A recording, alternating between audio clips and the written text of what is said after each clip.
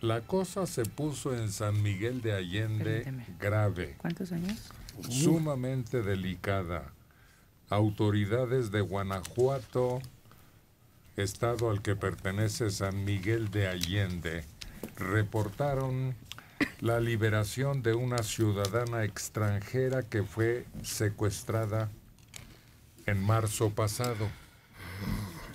Bueno, Es un punto de preferencia para jubilados norteamericanos. Incluso muchos de los comercios están en inglés, en sus letreros, sus anuncios. Los responsables son integrantes de un grupo criminal que practicaba el secuestro en este que llaman Pueblo Mágico. La víctima tiene doble nacionalidad. La mujer fue secuestrada desde el pasado 13 de marzo, por lo que en cautiverio pasó 78 días. ¡ay, bárbaro! Solo que la discreción imperó porque el escándalo, pues, trataba de evitarse y sobre todo preservar la vida, la integridad de la secuestrada. Pues sí, sí, porque finalmente eso es lo que se pone por delante. Pero también se cuida un poco la imagen de San Miguel. Porque dicen, si el lugar sigue siendo tan hermoso, funcional, práctico, es gracias al americano. Al americano le gusta vivir bonito. Entonces, todo, las casas más viejas, más descuidadas, que han sido dejadas por gente que se va de inmigrante, que cambia de estados o hasta de país, es por ellos, porque les dan un mantenimiento. Así lleguen a rentar, ponen bonito el lugar, le invierten, mantienen el sitio seguro. Y después del escándalo que hubo de aquel hombre que dicen mató a sus hijos y hubo toda una balacera y él terminó en la cárcel, los niños muertos, ¿cómo se iba a revelar un caso tan escabroso como este? Es muy pequeño el lugar, realmente no creemos que haya cabida para organizaciones criminales muy bien surtidas o armadas o fincadas en ese punto. A la mujer le cortaron un dedo incluso durante su convalecencia como víctima para exigir las cantidades, y ahora estamos en espera de más detalles sobre el hecho. Pero ¿cómo daña al país en una industria que así se ha considerado el turismo tan bonancible para México? Sí, y sobre todo el turismo a largo plazo de los jubilados. Antes era una verdadera fuente de ingresos. Sigue siéndolo. Llegaban. Mira, frente a la isla Tiburón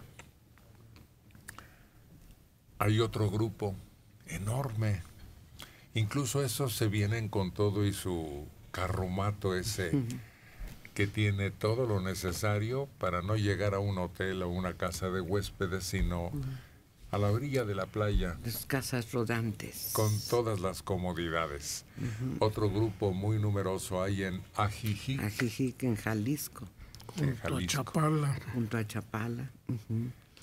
Y ese... Son campamentos. Sí, y tiene... Yo sé de Ajijic con la llegada de jubilados norteamericanos desde hace 50 años. Pero se les está ahuyentando. Sí. Cada vez más Ajijic. deciden salir. Bahía Quino,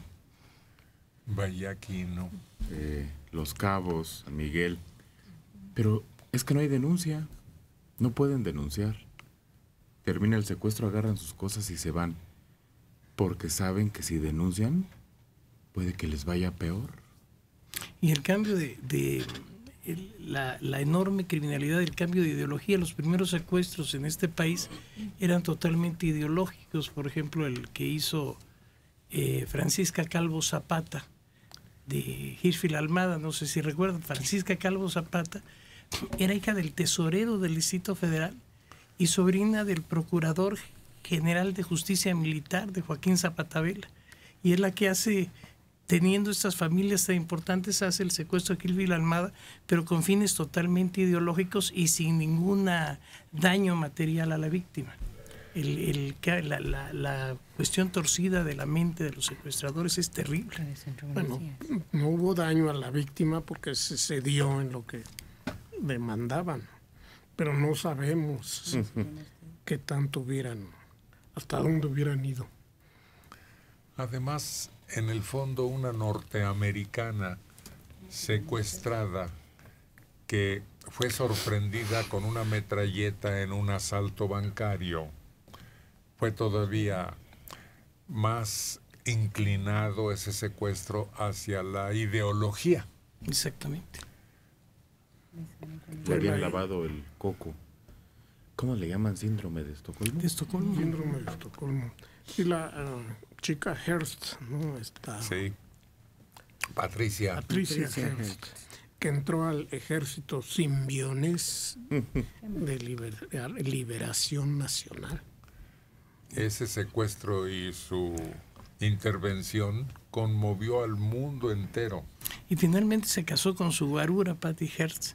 Le pusieron un guarura para que lo estuviera cuidando y acabó casándose con su propio guarura. O sea, ahí ya, como quien dice, el guarura dio el braguetazo porque era terriblemente rica pero Patty Hearst. Heredera. Del ciudadano Kane. Era su principal cualidad. Pero es que aquí no hemos entendido. Ahorita que hablan de secuestros famosos, el secuestro del niño Lindbergh cambió la ley en Estados Unidos. En México no ha pasado eso. Ni con secuestros de alto impacto que hemos tenido, como el de Harp, como el de Ceballos, como el de Sekiguchi. El de Zuno y el de el gobernador electo de Guerrero. Figueroa. Nunca un secuestro ha cambiado una ley.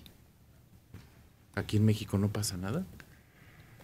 Muchas veces trata de la ley de como en este caso, de cuidar. Mira, el del jefe Diego, yo definitivamente ya lo daba por muerto. Porque cuánto tiempo estuvo retenido. Meses. Cuando lo vimos aparecer, parecía Matusalem. La barba, el cabello larguísimo. Sí. Y se manejó con un tacto, con una delicadeza.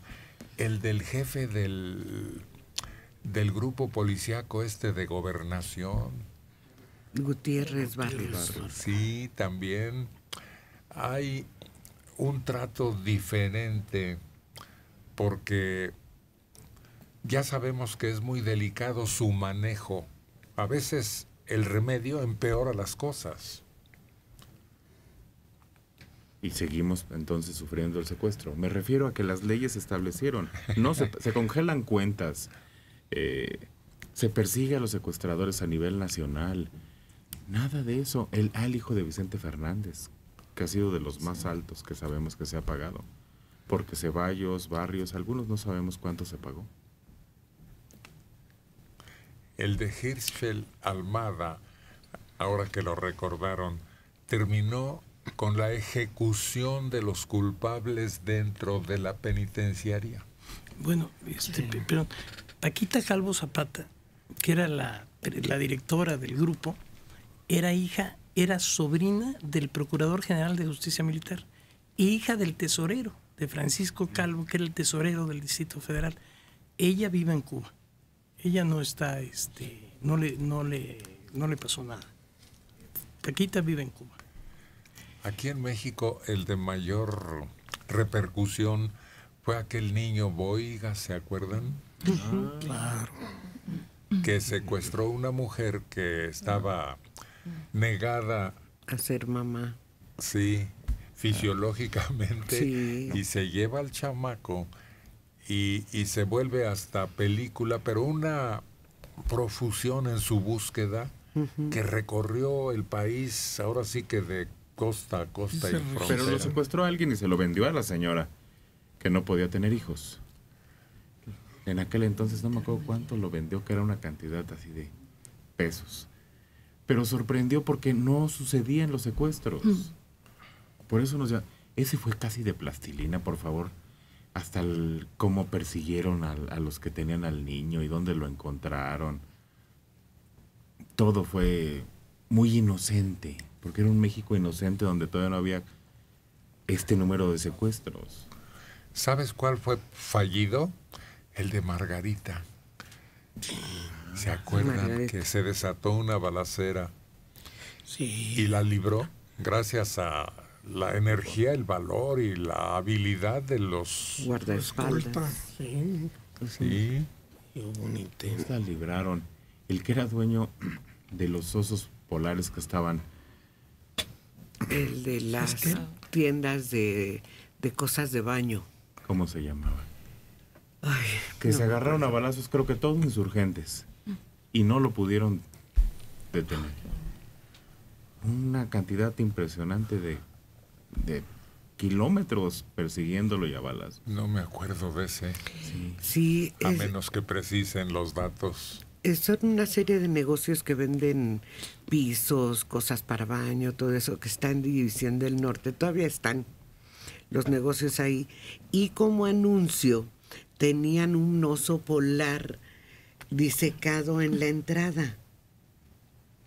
Lo tenían ahí en la entrada, en la mera entrada. Son negocios muy, muy grandes. El que tenía un oso así era Pasquel,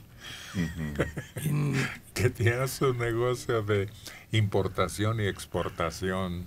En Insurgente Centro 86 exactamente estaba la oficina de Jorge Pasquel y después de su hermano Bernardo.